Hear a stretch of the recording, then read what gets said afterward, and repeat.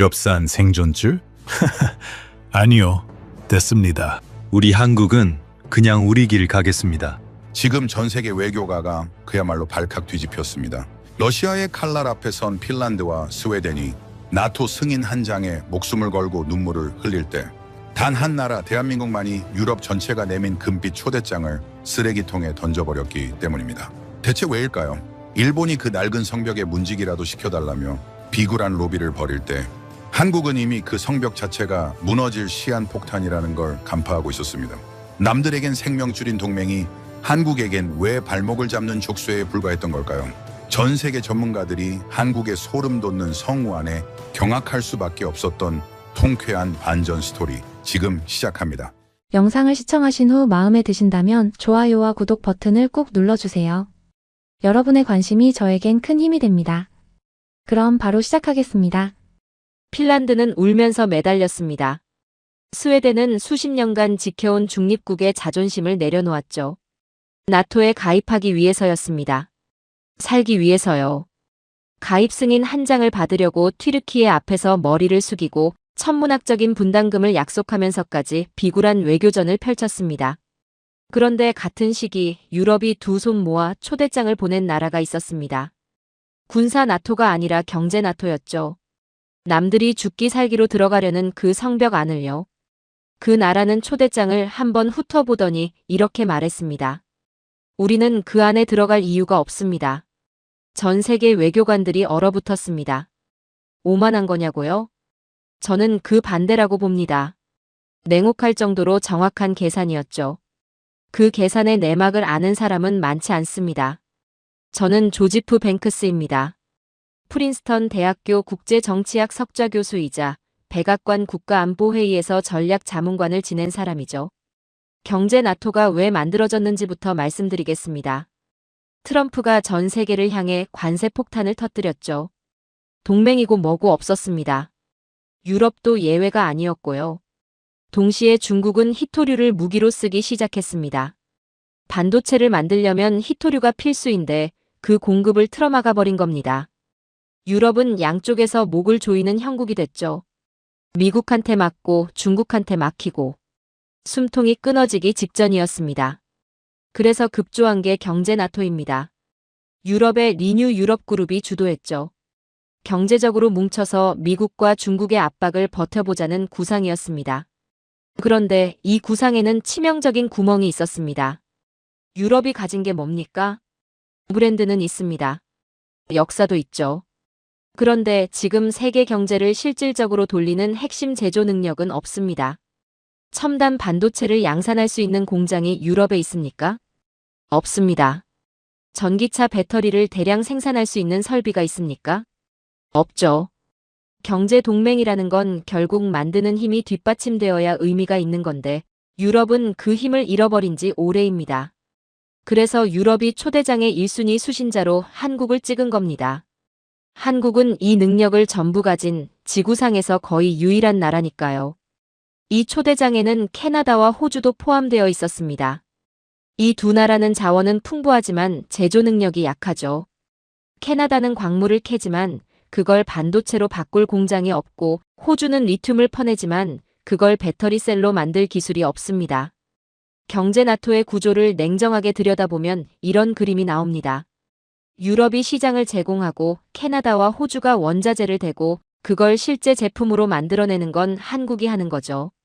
한국이 빠지면 어떻게 됩니까? 원자재는 있는데 가공할 곳이 없고 시장은 있는데 팔 물건이 없습니다. 엔진이 빠진 자동차나 다름없죠.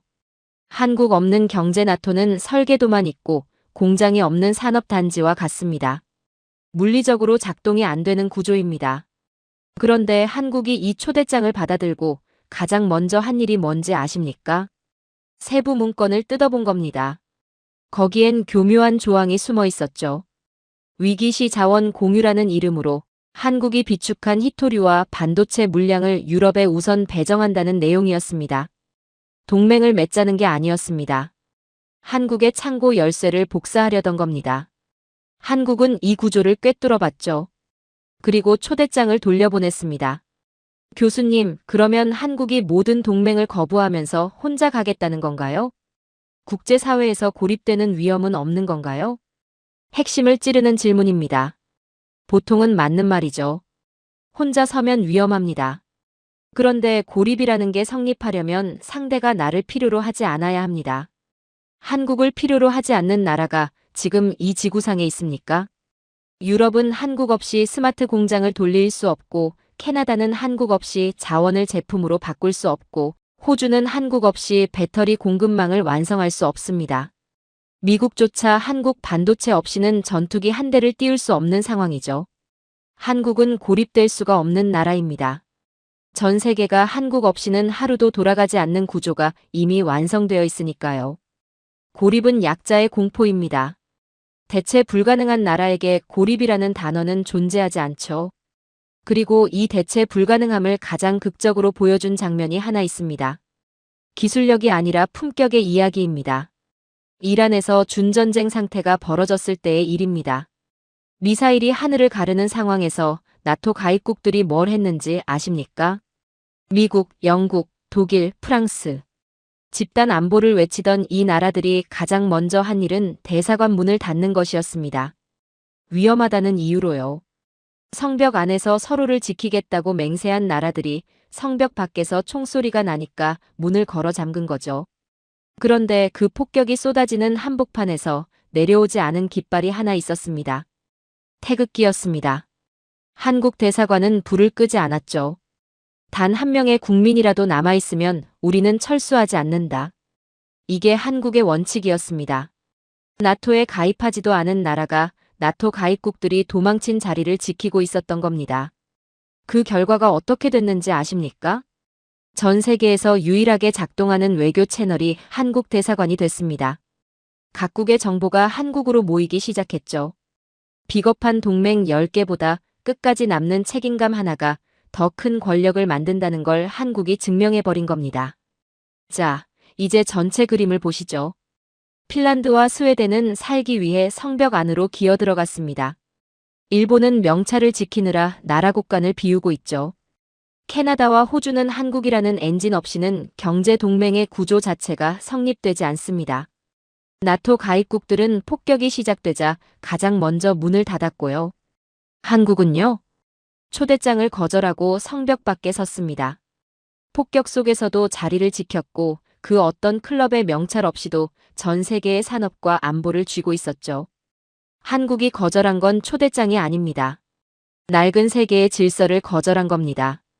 그런데 아직 이야기가 끝나지 않았습니다. 유럽이 초대장에 숨겨놓은 건 독소 조항만이 아닙니다.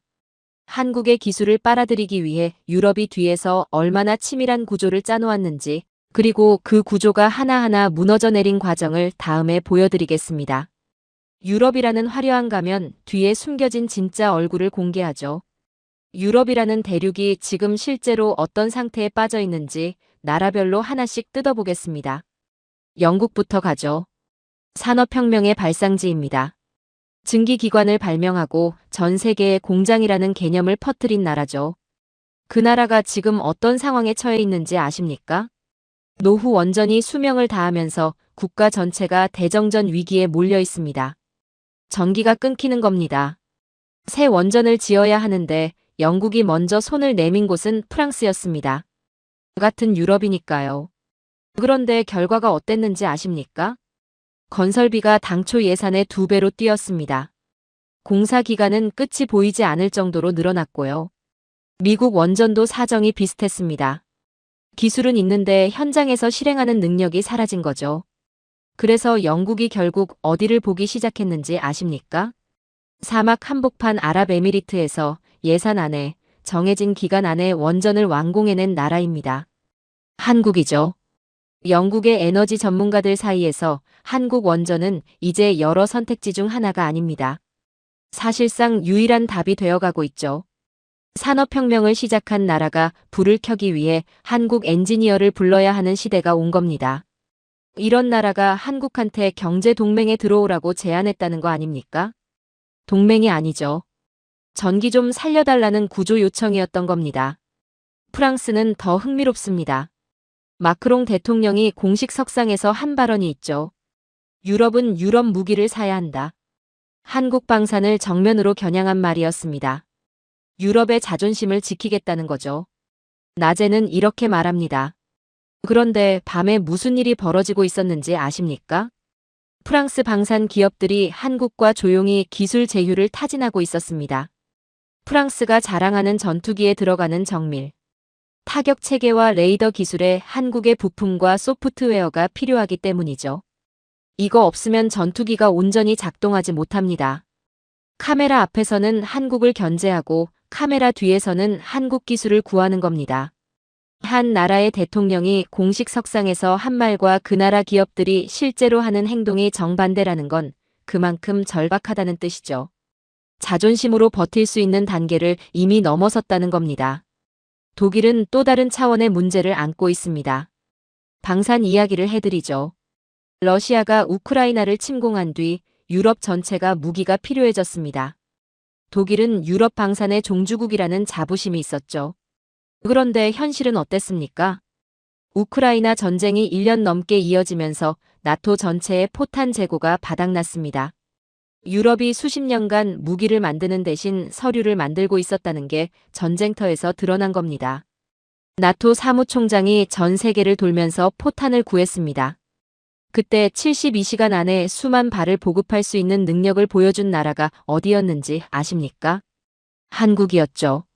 서류를 만드는 나라와 포탄을 만드는 나라. 이 차이가 전쟁터에서 가장 잔인하게 드러난 겁니다. 유럽이 한국을 경제 나토에 묶어두고 싶었던 이유 중 하나가 바로 이겁니다. 위기가 터졌을 때 실제로 물건을 만들어낼 수 있는 나라가 필요했던 거죠. 교수님, 그러면 유럽은 왜 자체적으로 이 제조 능력을 다시 키우지 못하는 건가요?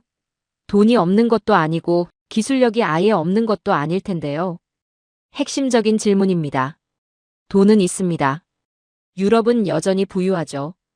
그런데 제조 기반이라는 건 돈만으로 만들어지는 게 아닙니다. 나토 국가들이 부품 하나를 조달하는데 수개월의 행정 절차가 걸립니다. 서류 작성, 위원회 승인, 입찰, 재검토. 이 관료주의가 유럽의 발목을 잡고 있는 거죠. 그리고 더 근본적인 문제가 있습니다. 사람입니다. 유럽은 제조업을 외면한 지 너무 오래됐습니다. 젊은이들이 공장에 가지 않죠. 숙련된 엔지니어가 사라졌습니다. 한국은 세계 최고 수준의 이공계 인력이 매년 수만 명씩 현장으로 나옵니다. 24시간 공장을 돌리고 문제가 생기면 실시간으로 해결하는 사람들이죠. 이 인적 엔진은 예산을 투입한다고 5년, 10년 안에 만들어지는 게 아닙니다. 유럽이 지금 당장 수조 원을 쏟아부어도 한국이 수십 년에 걸쳐 쌓아올린 이 시스템을 따라잡는 건 구조적으로 불가능에 가깝습니다. 마지막으로 캐나다 이야기를 하겠습니다. 이건 유럽 이야기는 아니지만 유럽의 몰락을 가장 상징적으로 보여주는 사건이기도 합니다. 캐나다가 60조 원 규모의 잠수함 교체 사업을 시작했습니다. 북극해 영유권이 걸린 사안이니 국가 안보의 핵심이죠. 잠수함의 전통 강국이라고 하면 당연히 독일과 일본이 떠오릅니다. 수십 년간 이 분야를 지배해온 나라들이니까요. 당연히 사활을 걸었습니다. 그런데 캐나다가 가장 주목한 건 이 두 나라가 아니었습니다. 한국의 리튬이온 배터리 잠수함 체계였죠. 잠수함에서 가장 중요한 게 뭡니까? 얼마나 오래 물속에 있을 수 있느냐입니다. 이걸 자막 능력이라고 하죠. 한국의 리튬 배터리 체계는 기존 잠수함의 자망 시간을 압도적으로 끌어올렸습니다. 현재 이 기술에서 한국을 넘어설 수 있는 나라가 없습니다. 독일과 일본이 수십 년간 쌓아온 명성이 한국의 배터리 기술 앞에서 흔들리고 있는 겁니다. 여기서 보이는 게 있죠. 유럽이 한국을 경제 나토 안에 가두고 싶었던 진짜 의도입니다. 시장에서 공정하게 경쟁하면 이길 수가 없으니까 동맹이라는 틀 안에 묶어놓고 싶었던 거죠. 경쟁이 두려우면 규칙을 바꾸려 드는 겁니다. 유럽이 정확히 그랬습니다. 정리하겠습니다. 영국은 전기를 켤 능력을 잃었습니다. 프랑스는 자존심과 현실 사이에서 이중 생활을 하고 있죠. 독일은 포탄 하나 제때 만들지 못하는 처지가 됐고요. 캐나다의 국가 안보 사업에서는 유럽의 전통 강국들이 한국에 밀리고 있습니다. 이게 경제 나토 초대장의 진짜 배경입니다. 연대라는 화려한 이름 뒤에 숨겨진 건 만드는 힘을 잃어버린 대륙의 생존 본능이었죠. 그런데 한국의 이 거절에 가장 크게 흔들린 건 유럽이 아니었습니다. 일본이었죠. 이 주제를 꺼내는 이유가 있습니다. 한국이 경제 나토를 거절한 그 판단이 얼마나 정확했는지를 보여주려면 같은 상황에서 정반대의 선택을 한 나라를 봐야 하기 때문이죠. 일본이 바로 그 나라입니다. 일본은 지금 아시아에서 유일한 G7 멤버입니다. 선진국 클럽의 정회원이죠. 이 타이틀이 일본에게 얼마나 중요한지는 아무리 강조해도 부족합니다. 일본 외교의 근간이자 국가 자존심의 마지막 보루니까요. 그런데 이 타이틀을 유지하는데 어떤 대가가 따르는지를 아는 사람은 많지 않습니다. 일본의 국가 부채가 지금 얼마인지 아십니까? 국내 총생산의 260%를 넘겼습니다. 지구상에서 가장 빚이 많은 나라죠. 그런데도 일본은 선진국 클럽의 분담금과 국제 원조 비용을 줄이지 못합니다. 줄이는 순간 자리를 잃으니까요. G7 회의에서 의제가 올라올 때마다 일본은 묵묵히 지갑을 엽니다. 유럽이 버려놓은 분쟁의 수습 비용, 개발도상국 원조금, 기후변화 대응 기금. 일본이 직접 관련 없는 사안에도 돈을 내야 하는 구조입니다. 명찰을 유지하기 위한 요양비를 매년 내고 있는 거죠. 한국이 경제 나토와 G7 확대 제안을 거절한 이유 중 하나가 바로 이겁니다. 들어가는 순간 이 구조에 묶이는 거니까요. 일본이 그 함정에 빠져서 허리가 휘어지고 있는 걸 한국은 바로 옆에서 지켜보고 있었던 겁니다. 그런데 돈만의 문제가 아닙니다. 명찰에 집착하는 사이에 일본의 실질적인 경쟁력이 어떻게 됐는지를 봐야 합니다. 디지털 이야기를 해드리겠습니다. 일본이 G7의 품격을 논하고 있을 때 정작 일본 관공서와 은행에서는 무슨 일이 벌어지고 있었는지 아십니까? 팩스기 없이는 서류 전달이 안 되고 나무 도장 없이는 계약이 성립되지 않는 시스템이 아직도 돌아가고 있었습니다. 선진국 클럽의 멤버라는 나라에서요. 일본 정부도 이게 문제라는 건 알고 있었죠. 수조 원을 들여서 행정 전산화를 추진했습니다. 그런데 그 시스템을 구축하는 데 들어간 핵심 소프트웨어와 네트워크 장비가 어디서 온 건지 아십니까? 한국 기업의 솔루션이었습니다. G7 멤버라고 자부하는 나라의 행정 시스템을 돌리는 기술이 한국산이라는 뜻이죠. 명찰은 일본 거지만 그 명찰을 달고 있는 몸을 움직이는 신경체계는 한국이 깔아준 겁니다. 방산 시장에서는 더 극적인 일이 벌어지고 있습니다. 일본은 평화헌법을 개정하면서 무기 수출 시장에 본격적으로 뛰어들었습니다. 수십 년간 억눌려 있던 방산 산업을 풀어서 동남아와 호주 시장을 잡겠다는 전략이었죠. 일본이 내세운 건 품질이었습니다. 그런데 결과가 어떻게 됐는지 아십니까? 필리핀, 말레이시아, 인도네시아. 이 나라들의 하늘과 바다를 채운 건 일본 무기가 아니었습니다. 한국의 FA-50 전투기와 호위함이었죠. 왜 그랬을까요? 단순히 가격 때문만은 아닙니다. 한국 방산의 진짜 무기는 납품 이후에 있습니다. 후속 군수 지원, 부품 공급, 정비 교육까지 패키지로 제공하는 시스템이죠. 무기를 사는 게 아니라 안보 체계를 통째로 구축해주는 겁니다. 일본은 물건만 팔려고 했고 한국은 관계를 만들었습니다. 동남아 시장에서 일본이 단 한 대의 전투기도 수출하지 못한 건 우연이 아닙니다. 반도체는 어떨까요? 일본 정부가 야심차게 밀어붙인 프로젝트가 있습니다. 라피더스라는 반도체 연합이죠. 한국을 잡겠다고 선언하며 수조 원의 국가 예산을 쏟아부었습니다. 목표는 첨단 반도체 양산이었죠. 그런데 설계도는 있는데 그걸 실제로 찍어낼 공장이 없었습니다. 양산 기술이라는 건 설계와는 완전히 다른 차원의 능력이거든요. 수율 관리, 공정 미세 조정, 대량 생산 품질 유지. 이건 수십 년간 현장에서 축적해야만 얻을 수 있는 능력입니다. 한국은 이걸 가지고 있고 일본은 가지고 있지 않죠. 낮에는 한국 반도체를 넘어서겠다고 선언하면서 실제 양산을 위해서는 한국의 파운드리 기술력을 필요로 하는 모순. 이게 지금 일본 반도체 산업의 현실입니다. 교수님, 그런데 일본도 과거에는 반도체 강국이었잖아요. 한때 세계 시장을 지배했던 나라가 왜 이렇게까지 된 건가요? 맞습니다. 1980년대에 일본은 세계 반도체 시장의 절반 이상을 차지했죠. 그런데 일본은 그 위치에서 한 가지 치명적인 실수를 했습니다. 멈춘 겁니다. 메모리 반도체에서 압도적이었던 시절의 성공 방정식을 그대로 붙잡고 있었죠.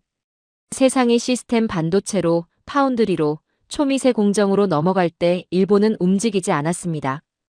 과거의 영광이 미래의 감옥이 된 겁니다. 한국은 달랐죠. 한 번도 멈추지 않았습니다. 메모리에서 시작해서 파운드리로, 시스템 반도체로, 패키징 기술로 끊임없이 진화했습니다. 멈춘 나라와 달린 나라. 40년 뒤의 결과가 지금 눈앞에 있는 겁니다. 에너지 분야도 마찬가지입니다. 일본은 노후화된 발전소와 신재생 에너지 전환 실패로 수도권이 상시적인 전력 부족에 시달리고 있습니다. 이 문제를 해결하기 위해 일본 내부에서 슬그머니 나온 논의가 있죠. 한일 해저 케이블을 통해 한국의 여유 전력을 수입하자는 겁니다. 자국의 에너지 안보를 한국에 의존하겠다는 이야기나 다름없습니다. G7 멤버라는 나라가 옆 나라한테 전기를 빌려 쓰는 논의를 해야 하는 상황이 된 거죠. 자, 이제 전체 그림이 보이십니까? 일본은 선진국 클럽의 명찰을 지키기 위해 천문학적인 분담금을 내고 있습니다. 그런데 그 명찰 뒤에 있는 실체를 보면 행정 시스템은 한국 기술로 돌아가고 반도체는 양산 능력을 잃었고 방산 수출은 한국에 밀려 성과가 없고 전력마저 부족한 상황이죠. 명찰에 쓰인 글자는 화려한데 명찰을 달고 있는 몸이 버티질 못하고 있는 겁니다. 한국은 이 구조를 정확히 봤습니다. 명찰의 화려함에 현혹되지 않았죠. 들어가서 분담금을 내고 남의 전쟁 수습비를 떠안는 대신 밖에서 자기 기술과 속도로 전 세계 시장을 장악하는 쪽을 택했습니다. 일본이 명찰을 지키느라 곳간을 비울 때 한국은 그 곳간을 채우고 있었던 겁니다. 그런데 이 이야기에서 빠뜨릴 수 없는 존재가 하나 있습니다. 미국이죠. 유럽이 한국에 매달리고 일본이 명찰을 지키느라 곳간을 비우고 있는 동안 미국은 뭘 하고 있었을까요? 가만히 지켜보고 있었을까요? 아닙니다. 미국은 미국대로 한국을 정조준하고 있었습니다. 경제 나토의 본질을 다시 한번 짚어보겠습니다. 유럽이 이 동맹을 왜 만들었죠? 트럼프의 관세 폭탄 때문이었습니다. 미국이 동맹국까지 때리니까 유럽이 뭉쳐서 버텨보겠다는 거였죠. 그 말은 뭡니까? 경제 나토는 본질적으로 반미 성격의 연합이라는 겁니다. 미국이 이걸 가만히 둘 리가 없습니다. 워싱턴에서 한국에 조용히 메시지가 왔습니다. 유럽과 손잡는 순간 한미 관계에 심각한 영향이 있을 것이다. 직접적인 표현은 피했지만 뜻은 명확했죠. 여기서 한국의 위치를 보십시오. 한쪽에서는 유럽이 제발 들어오라며 초대장을 보내고 다른 한쪽에서는 미국이 들어가면 가만두지 않겠다고 압박하고 있습니다. 양쪽 거인 사이에 낀 형국이죠. 보통 나라라면 둘 중 하나를 선택해야 합니다. 그런데 한국은 제3의 선택을 했습니다. 둘 다 거절한 겁니다. 양쪽의 목줄을 동시에 쥔 거죠. 이게 가능했던 이유는 하나입니다. 양쪽 다 한국 없이는 안 되는 구조였으니까요. 미국이 한국을 얼마나 필요로 하는지를 보여드리겠습니다. 미 해군 이야기를 하죠. 세계 최강이라는 미국 해군이 지금 어떤 상황에 처해 있는지 아십니까? 군함 수십 척이 수리를 받지 못하고 항구에 묶여 있습니다. 도크가 부족하고 숙련된 인력이 없기 때문이죠. 미국의 민간 조선업이 거의 사라졌고 군용 조선소도 시설이 노후화됐습니다. 세계 최강의 해군력을 가졌는데 그 해군을 유지할 물리적 능력이 사라지고 있는 겁니다. 그래서 미 해군성 장관이 직접 한국 조선소를 방문했습니다. 세계에서 가장 크고 가장 빠르고 가장 정교한 조선소. 그 규모를 직접 보고 나서 내린 결론이 뭔지 아십니까? 한국의 협력 없이는 중국 해군을 압도하는 것이 불가능하다. 이건 외교적 수사가 아닙니다. 미국 해군의 전략적 판단이었죠. 미국의 해상 패권이 한국의 도크 위에서 연명하고 있다는 의미입니다. 그런데 한국은 이 상황을 그냥 받아들이지 않았습니다. 지렛대로 썼죠. 미국이 한국의 조선 능력을 필요로 하는 만큼 한국도 미국에게 받아낼 게 있었거든요. 미사일 지침 해제. 한국의 미사일 사거리와 탄두 중량을 제한하던 족쇄가 있었습니다. 미국이 수십 년간 풀어주지 않았던 건데 이게 해제됐습니다. 한국은 이제 원하는 거리까지 도달하는 미사일을 자유롭게 개발할 수 있게 된 거죠. 트럼프가 방위비 분담금을 올리겠다고 압박했을 때도 마찬가지였습니다. 한국은 당황하지 않았습니다. 돈을 더 내는 대신 독자적인 무기 개발과 우주 발사체에 대한 자유를 얻어냈죠. 돈을 주고 주권의 봉인을 풀어버린 겁니다. 트럼프는 돈을 챙겼다고 좋아했지만 실제로 더 큰 것을 가져간 건 한국이었습니다. 반도체 분야에서는 더 정교한 게임이 벌어지고 있습니다. 미국이 치포 동맹이라는 걸 만들었죠. 한국, 일본, 대만을 묶어서 중국을 반도체 공급망에서 차단하겠다는 구상입니다. 미국은 이 동맹을 통해 한국을 자기 편에 확실히 묶어두려 했습니다. 한국 기업들이 미국에 대규모 반도체 공장을 짓겠다고 발표했을 때 미국 정계는 환호했죠. 그런데 여기에 함정이 있습니다. 공장 건물은 미국 땅에 있지만 그 공장을 실제로 돌리는 핵심 장비와 운영 소프트웨어, 공정 기술은 전부 한국이 통제하고 있습니다. 미국 영토에 공장은 세워졌지만 그 공장의 전원 스위치는 한국 손에 있는 거죠. 미국은 한국 반도체 없이는 최신 전투기도, 미사일 유도 장치도, 인공지능 서버도 작동시킬 수 없습니다. 동맹으로 묶어두려 했는데 오히려 의존이 더 깊어진 겁니다. 교수님, 그런데 미국이 한국에 이렇게 의존하는 걸 그냥 두고 볼까요? 자체 반도체 생산 능력을 키우면 한국의 영향력이 줄어들 수도 있지 않나요? 당연히 미국도 노력하고 있습니다. 반도체법을 만들어서 수백억 달러를 쏟아붓고 있죠. 그런데 이게 생각만큼 쉽지 않습니다. 공장을 짓는 건 돈으로 됩니다. 그 공장에서 반도체를 실제로 찍어내는 건 완전히 다른 차원의 문제죠. 수율이라는 게 있습니다. 같은 설비를 놓고도 누가 운영하느냐에 따라 양품 비율이 하늘과 땅 차이입니다. 이 수율을 끌어올리는 능력은 수십 년간 현장에서 축적해온 경험에서 나옵니다. 미국이 돈을 아무리 들여도 한국 엔지니어들이 쌓아온 이 현장 노하우를 단기간에 복제하는 건 불가능합니다. 그래서 미국 땅에 지은 반도체 공장도 결국 한국 인력이 핵심 라인을 운영하고 있는 거죠. 건물은 미국에 있지만 그 안에 두뇌는 한국인인 겁니다. 마지막으로 핵추진 잠수함 이야기를 하겠습니다. 미국은 동맹국에게도 절대 허용하지 않는 것이 있었습니다. 핵추진 잠수함 기술이죠. 미국 안보의 최후의 성역이었습니다. 호주에 예외적으로 허용한 오커스 협정이 있었지만 그 외에는 어떤 나라에게도 문을 열어주지 않았습니다. 그런데 지금 이 금기가 흔들리고 있습니다. 한국이 캐나다 잠수함 사업과 미 해군 정비 사업에서 보여준 기술력이 지렛대가 되고 있는 거죠. 미국이 태평양에서 중국을 견제하려면 한국의 조선 능력과 해군 기술이 필수적입니다. 한국은 이 구도를 정확히 읽고 있죠. 당신들이 태평양을 지키길 원한다면 우리에게도 그에 걸맞은 도구를 줘야 한다. 미국이 수십 년간 지켜온 금기의 벽에 균열이 가기 시작한 겁니다. 한국은 미국의 보호를 받는 나라에서 미국의 전략을 함께 설계하는 나라로 위치가 바뀌고 있습니다. 유럽은 한국을 끌어들이려 했고 미국은 한국을 뺏기지 않으려 했습니다. 한국은 양쪽의 압박을 받으면서도 어느 쪽에도 묶이지 않았죠. 오히려 이 구도를 이용해서 미사일 지침을 풀고 반도체 공장의 실질적 통제권을 유지하고 핵추진 잠수함이라는 금기의 문까지 두드리고 있습니다. 동맹이라는 이름으로 한국을 가두려 했던 양쪽 거인이 오히려 한국 없이는 자기들의 전략이 완성되지 않는다는 걸 깨닫고 있는 겁니다. 지금까지 유럽, 일본, 미국 이야기를 했습니다. 각각의 상황을 보여드렸죠. 이번엔 관점을 바꾸겠습니다. 개별 사례가 아니라 이 모든 것을 관통하는 하나의 구조를 보여드릴 겁니다. 한국의 기술력이 어떻게 정치적 거부권으로 변환되는가. 이 메커니즘을 해부하겠습니다. 보통 기술 강국이라고 하면 좋은 물건을 만들어서 많이 파는 나라를 떠올리시죠.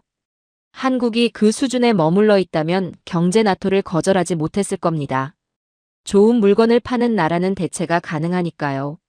시간이 걸리더라도 다른 공급처를 찾으면 됩니다. 그런데 한국은 물건을 파는 수준을 넘어섰습니다. 시스템을 심는 나라가 됐죠. 이게 핵심입니다. 설명해 드리겠습니다. 한국이 원전을 수출한다고 해보죠. 원전 하나를 짓는데 최소 10년이 걸립니다. 그런데 원전은 짓고 끝나는 게 아닙니다. 그 뒤 50년 동안 운영하고 유지 보수하고 핵연료를 관리하고 안전 시스템을 업데이트해야 하죠. 이 50년치 유지 보수 계약이 원전 건설비보다 더 큰 사업입니다. 한국은 이 전체를 패키지로 묶습니다. 원전을 한번 들여오면 50년 동안 한국 없이는 전기를 켤 수 없는 구조가 만들어지는 거죠. 영국이든 아랍에미리트든 한국 원전을 선택하는 순간 반세기 동안 한국과 묶이게 됩니다. 방산도 마찬가지입니다.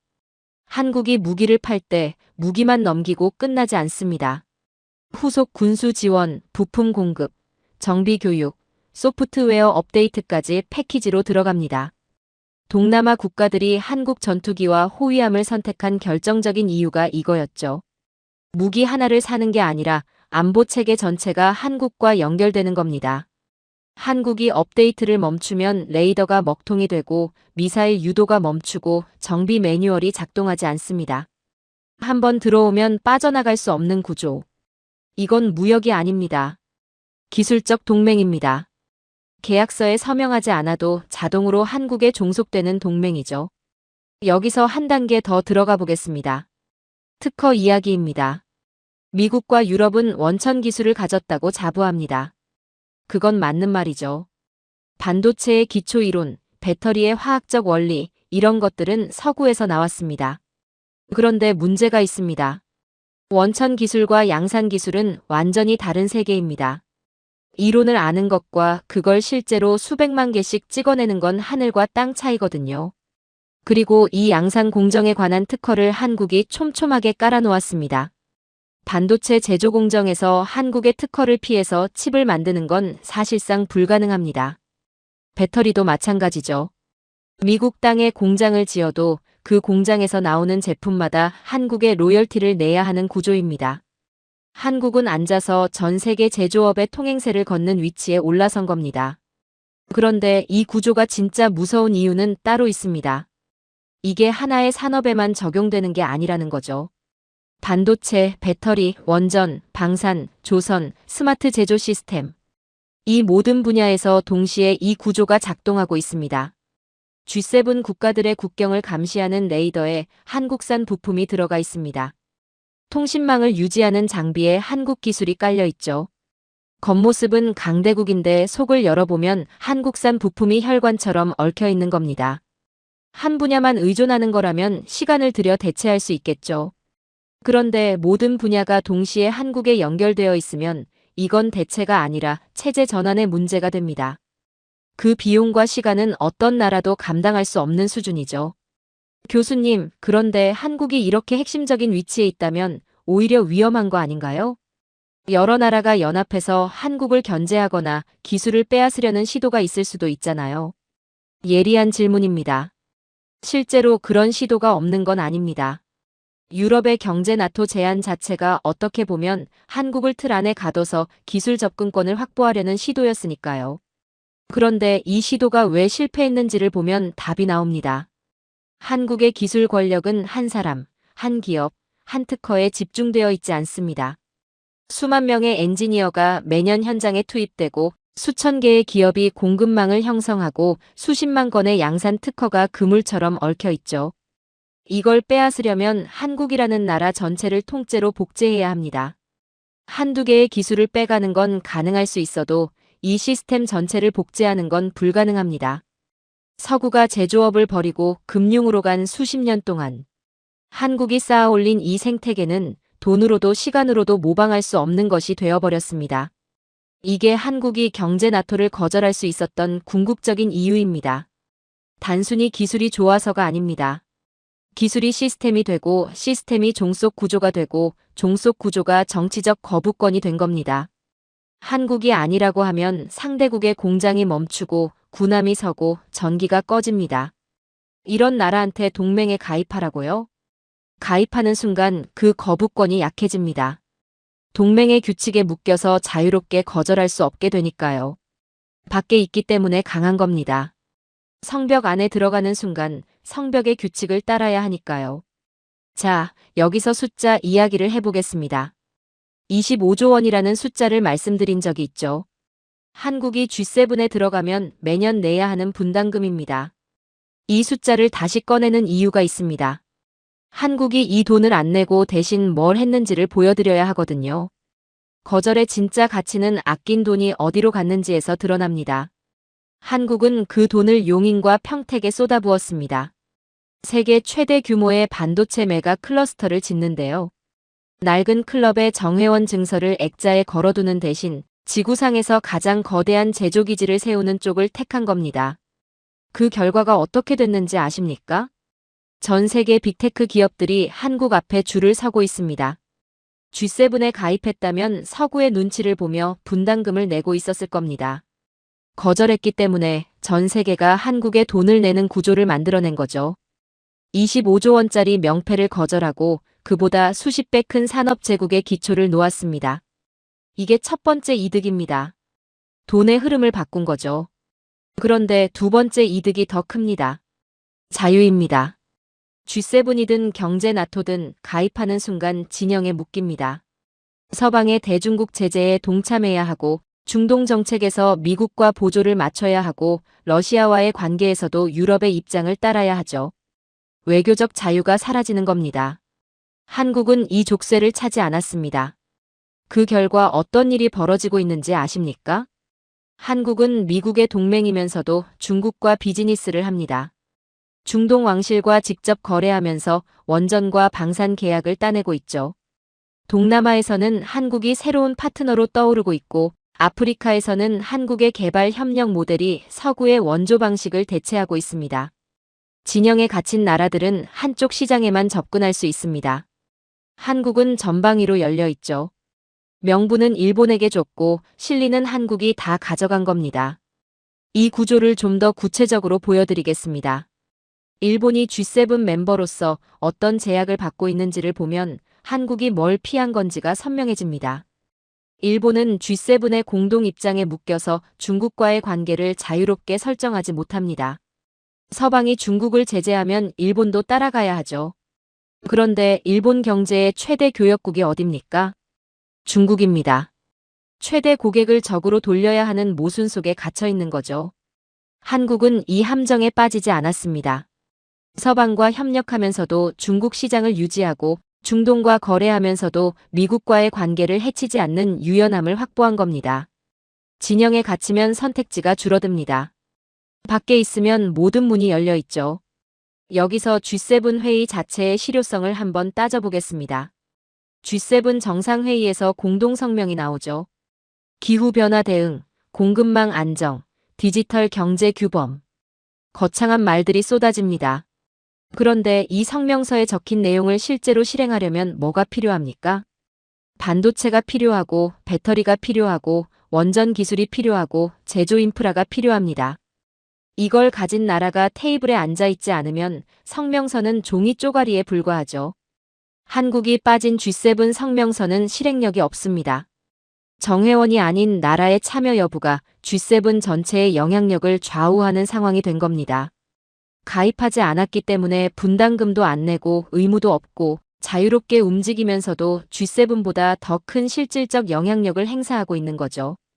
교수님, 그런데 한국이 이렇게 독자 노선을 걸으면 G7이나 서방 국가들이 한국을 배제하려는 움직임은 없나요? 규칙을 만드는 쪽에서 한국을 빼놓고 불리한 기준을 정할 수도 있지 않을까요? 좋은 지적입니다. 규칙을 만드는 권력이라는 건 분명히 존재하죠. G7이 표준을 정하고 규범을 설계하고 무역 질서를 주도하는 건 사실입니다. 그런데 여기서 중요한 게 있습니다. 규칙은 실행될 때만 의미가 있습니다. 아무리 좋은 규칙을 만들어도 그걸 실제로 구현할 기술과 제조 능력이 없으면 종이 위의 글자에 불과하죠. 배터리의 실질적 표준은 브뤼셀 회의실에서 정해지는 게 아닙니다. 한국 공장의 생산 라인에서 정해집니다. 반도체 공정의 실질적 기준은 워싱턴의 법안이 아니라 한국 엔지니어의 수율 데이터에서 나오죠. 규칙을 쓰는 건 그들이지만 그 규칙의 내용을 결정하는 건 한국입니다. 낡은 클럽의 규칙을 따르는 건 이류입니다. 인류는 규칙 자체가 되는 거죠. 25조 원의 분담금을 거절하고 그 돈으로 반도체 제국의 기초를 놓았습니다. 진영의 족쇄를 차지 않아서 전 세계 모든 시장에 자유롭게 접근하고 있죠.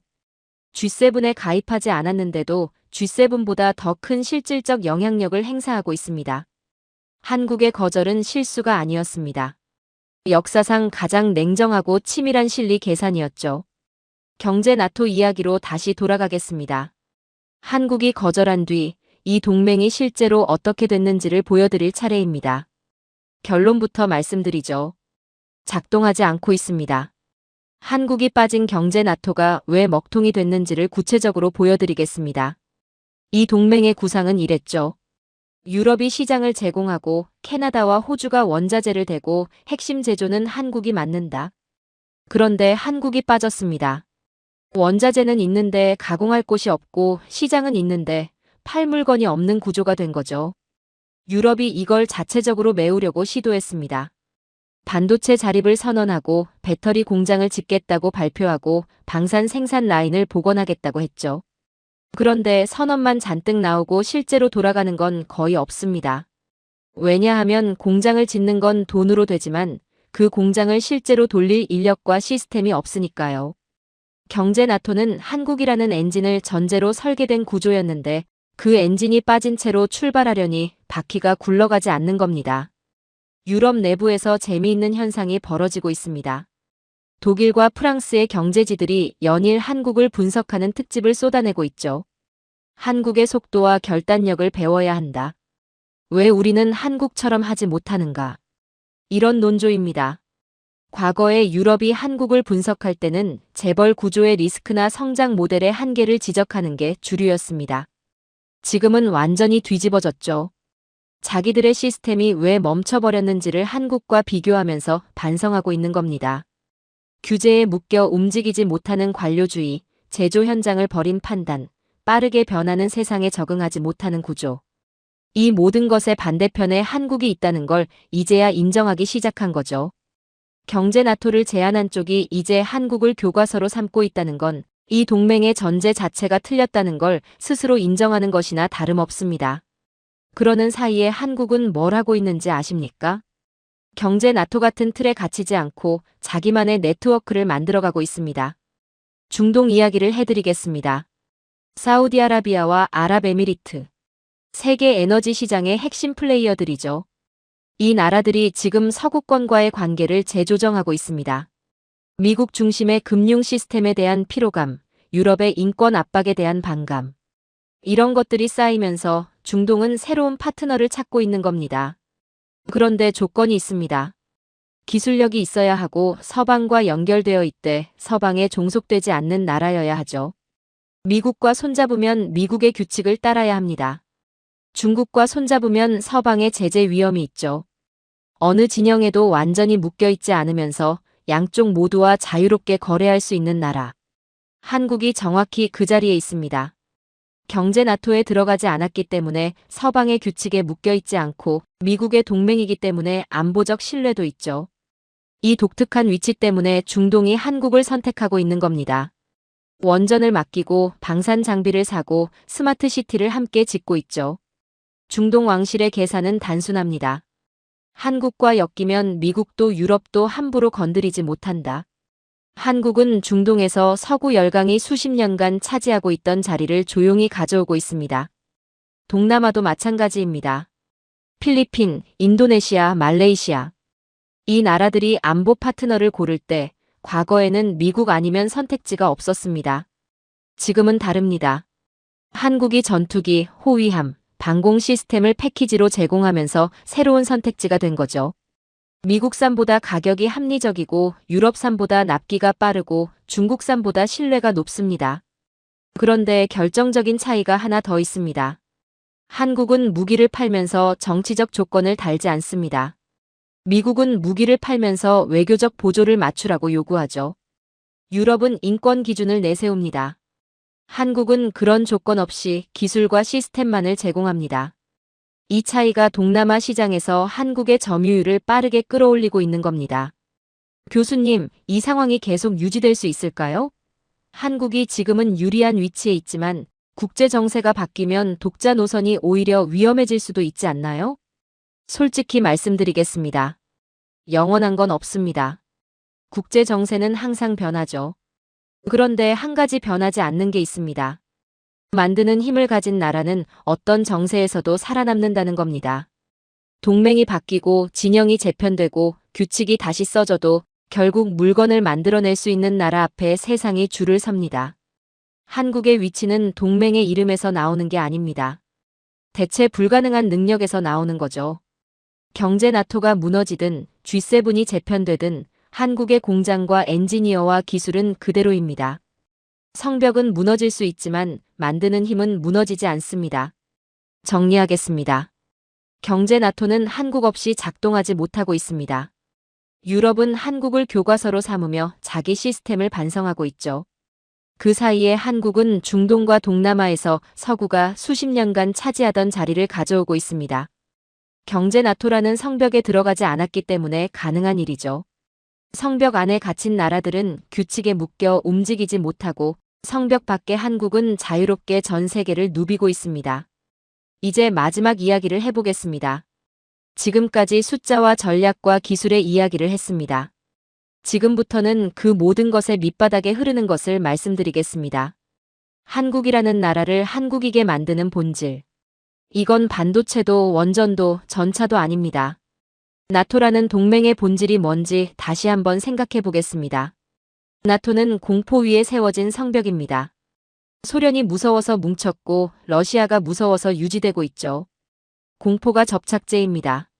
그런데 공포로 뭉친 동맹에는 치명적인 약점이 있습니다. 공포가 사라지면 흩어지고 공포가 너무 커지면 도망칩니다.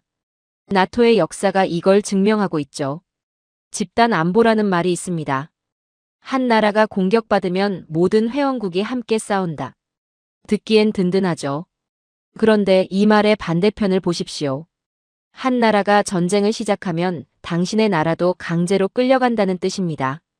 당신의 아들이, 당신의 예산이 남의 전쟁에 소모됩니다. 나토에 묶인 나라들은 자기 의지와 상관없이 타국의 분쟁에 발목을 잡힙니다. 한국은 이 구조에 들어가지 않았습니다. 그 결과 어떻게 됐습니까? 서구권의 전쟁에 끌려다니지 않으면서도 전 세계 모든 나라가 한국의 무기와 기술을 필요로 하는 위치에 올라섰죠. 밧줄에 묶여서 함께 걷는 것보다 자유롭게 서서 모두가 찾아오게 만드는 것이 더 강한 안보라는 걸 한국이 보여주고 있는 겁니다. 여기서 일본과의 대비가 선명하게 드러납니다. 일본이 지금 뭘 하고 있는지 아십니까? 도쿄에 나토 연락사무소를 유치하기 위해 총력을 기울이고 있습니다. 나토의 공식 파트너라는 간판을 달고 싶은 거죠. 명함 한 장을 얻기 위해 외교력을 쏟아붓고 있는 겁니다. 한국은요? 그런 간판에 관심이 없습니다. 대신 나토의 최전방인 폴란드와 루마니아의 무력체계 자체를 한국제로 교체하고 있죠. 전차, 자주포, 방공 시스템. 나토의 실제 전투력을 구성하는 핵심 장비가 한국산으로 바뀌고 있는 겁니다.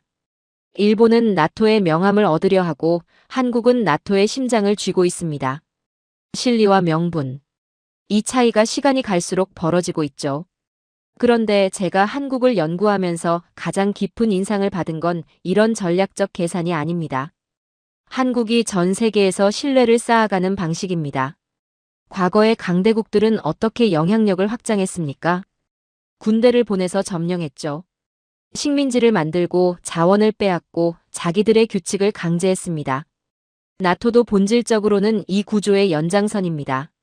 미국이라는 최강국을 중심으로 위계가 있고 말을 듣지 않으면 경제적 제재든 외교적 고립이든 대가가 따르죠.